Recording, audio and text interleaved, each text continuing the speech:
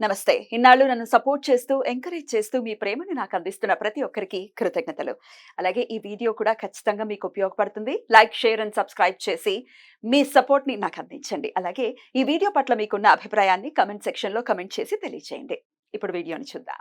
నమస్తే. Welcome to our channel. నేను పద్మిని. ప్రస్తుతం మనతో పాటు ప్రముఖ ఆధ్యాత్మికవేత్త, శ్రీ విద్య ఉపాసకురాలు, ఎనర్జీ వాస్తు స్పెషలిస్ట్ శ్రీమతి జయప్రద గారు మనతో పాటు ఉన్నారు. మాట్లాడదాం. జయప్రద గారు నమస్తే అండి. నమస్తే అమ్మా. శ్రీమాత్రే నమః. ఎలా ఉన్నారు? బాగున్నానన్నా. మీరు ఎలా ఉన్నారు? నేను బాగున్నానండి. ఇకపై రెగ్యులర్ గా మాకు సమయం ఇచ్చి వీడియోస్ ఇవ్వాల్సిందిగా మనవి. తప్పకుండా కాంబినేషన్ చాలా ఇష్టం నాకు. Thank you. ఎందుకంటే చాలా సమయస్ఫూర్తిగా అడుగుతుంటా ఏ విషయం క్వశ్చన్స్ అయినా. అలా అడిగినప్పుడు ఏమవుతుందంటే చాలా విషయాలు చెప్పాలనిపిస్తుంది.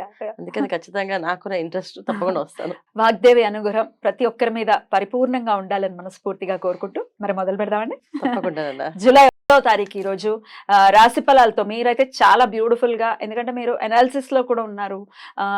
అంటే జాతకాలు చెప్పేయటమే కాదు, వాళ్ళ బిహేవియర్ ఎలా ఉంటుంది అనేది కొన్నేళ్ల బట్టి మీరు పరిశోధనలోనే ఉన్నారు కాబట్టి రాశి ఫలాలు కూడా డెఫినెట్ గా చాలా అక్యురసీ వస్తుంది మీరు చెప్పేటటువంటి విధానంలో.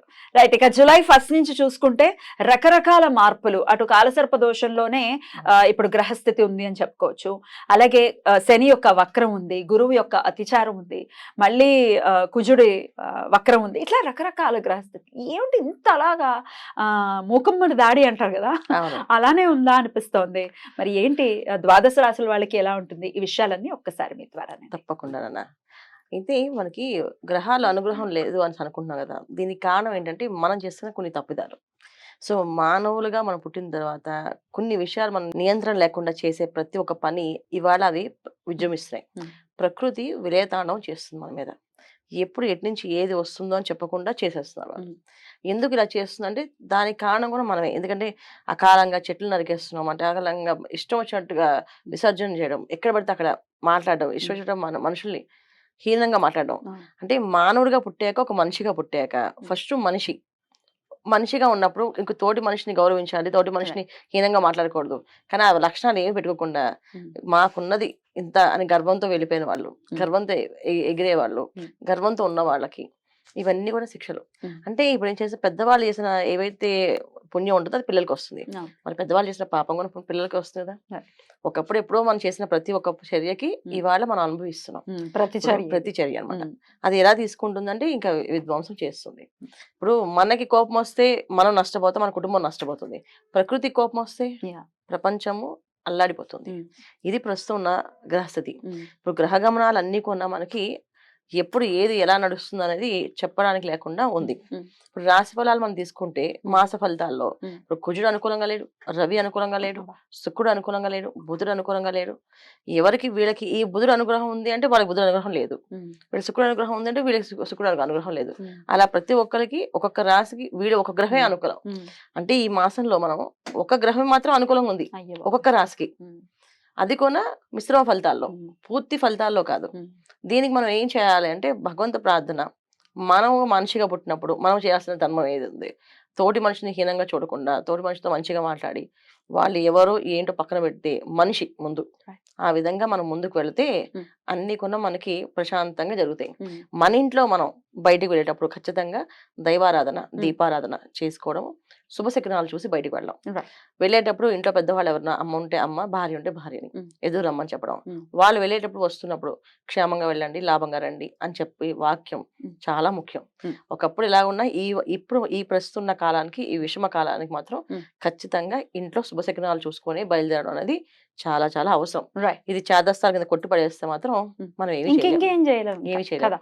పాజిటివ్ యాటిట్యూడ్ ని మనం ఖచ్చితంగా పెంపొందించుకోవాలి, పాజిటివ్ గానే ముందుకు వెళ్ళాలి.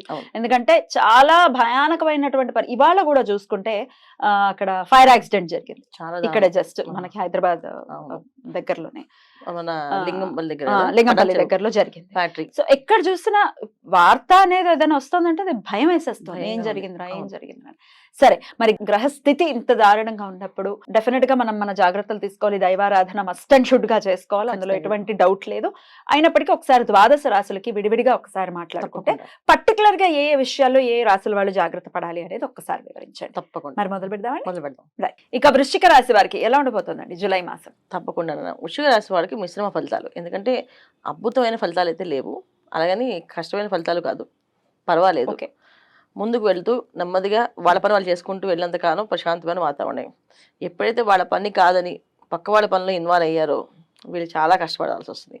ఎందుకంటే పుణ్యాన్ని పోతే పాపం ఎదురొచ్చింది అన్నట్టుగా సామెత చెప్పినట్టుగా ఏదైనా జస్ట్ వాళ్ళకి సాయం చేద్దామని వీళ్ళు వెళ్తే వీళ్ళే శిక్షింపబడము, వీళ్ళకే శిక్ష వేయడము అలాంటి జరుగుతుంటాయి మేడం. రైట్. సో వృశ్చిక రాశి వాళ్ళకి ఈ మాసంలో ఉద్యోగ విషయంలో తోటి ఉద్యోగులతో కాస్తంత జాగ్రత్తగా ఉండడం చాలా అవసరం. తోటి ఉద్యోగాలు వీళ్ళ మీద వచ్చేసి ఆ పని మేము చేయలేదు వీళ్ళే చేశారని చెప్పి అనవసరమైన నింద వేసేసి వీళ్ళు ఇబ్బంది పడతారు. వృశ్చిక రాశి వాళ్ళకి ఈ మాసంలో ఏ విధమైన కష్టం లేదు అనుకోవడానికి లేదు, అలాగే ఏదో సుఖం ఉందని లేదు, మధ్యస్థ ఫలితాలు ఉన్నాయి. ఎందుకంటే దశమస్థానంలో కుజుడు, ఎప్పుడైతే దశమస్థానంలో కుజకేతువులు కలిసి ఉన్నారో, కుజుడు వెళ్ళి శనిని రాహువు చూస్తూ ఉంటాడో ఖచ్చితంగా ఏదో ఒక విధంగా కష్టపడుతూనే ఉంటాడు. సుఖం లేని జీవితం ఏదైనా ఉందంటే అది వృశ్చిక రాశి వాళ్ళే. సో వీళ్ళకి సుఖం అనేది ఉండదు. సుఖంగా ఉందామని ప్రయత్నం చేస్తుంటారు పాపం, కానీ ఆ ప్రయత్నానికి వాళ్ళకి విఫలం అవుతుంటది. ఇప్పుడు కొంచెం కష్టభరితమైనటువంటి జీవితం ఉంది. ఇప్పుడు దాకా పెద్ద పెద్ద వాళ్ళు ఉన్నారు కదండి, ఇప్పుడు మోదీ గాని ఇప్పుడు పెద్ద పెద్ద వాళ్ళే ఉన్నారు కదా, అయినప్పటికీ అంటే వీళ్ళు నిరంతరం కష్టపడడానికి సిద్ధంగా ఉంటారు నాన్న, సుఖపడడానికి ఇష్టపడరు. కష్టజీవులు అంతే, కష్టపడతారు, విపరీతంగా కష్టపడతారు. ఆ కష్టం సుఖం లేని జీవితం. ఇప్పుడు మోడీ గారు కూడా ఆయన వృశ్చిక రాశి అయినప్పటికీ కూడా ఆయన ఎంత తాపత్రపడుతుంటారు మన ఇండియాని ఒక దారిలో పెట్టడానికి. వాళ్ళకుంటే కష్టం డెఫినెట్ గా వాళ్ళకుంటే, ఏ స్థాయిలో ఉన్నారు కదా అనేది స్థాయి అనేది లగ్నం బట్టి, అంటే వాళ్ళ జాతకంలో యోగం, పూర్వజన్మ చేసిన కర్మ, పుణ్యము, పూర్వపుణ్యము ఇవన్నీ కాపాడతాయి మనుషుల్ని. అది జీవితం. అయితే లగ్నం ఏదైతే వస్తుందో అది ఇస్తుంది. కానీ రాశికి ఉన్న లక్షణం ఏంటంటే సుఖం లేకుండా ప్రతి ఒక్క పని చేస్తాడు. మోడీ గారు వివాహం చేసుకోకుండా ఆయన కంటిన్యూ జీవితం అంకితం చేశారు కదా. సో సుఖం అనేది లేదు కదా. అది ఎలా మనం మాట్లాడకూడదు తెలియదు, కానీ జనరల్గా ఏంటంటే రాశి లక్షణం ఏంటంటే నిరంతరం కష్టపడతారు వీళ్ళు, కానీ సుఖపడడం అనేది తక్కువ వీళ్ళకు.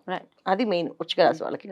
సో మోడీ గారు అంటే మనకు దేశం కోసం కష్టపడుతున్నారు. దేశం కోసం ఎప్పుడైతే కష్టపడుతున్నారో ఆటోమేటిక్ గా అన్ని భగవంతుడు విజయం వరిస్తుంది. ఎందుకంటే మన కోసం చేసే కంటే పక్క వాళ్ళ కోసం చేసేది ఎక్కువ ఫలితాలు ఉంటాయి. ఎప్పుడు కూడా వాళ్ళ భావనలు కోరుకుంటున్నారు. అలాంటి రాశితత్వం.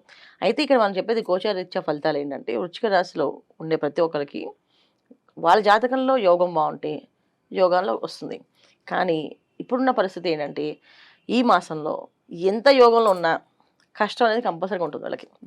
ఆ కష్టం ఎలాంటి కష్టము అంటే వృశ్చిక రాశి వాళ్ళకి సప్తమ స్థానంలో శుక్రుడు యోగంగా ఉన్నప్పటికీ కూడా సో భార్య పిల్లలు ఇంట్లో వాళ్ళు అర్థం చేసుకోవడం కంటే అపార్థం చేసుకునే అవకాశం ఎక్కువగా ఉంది.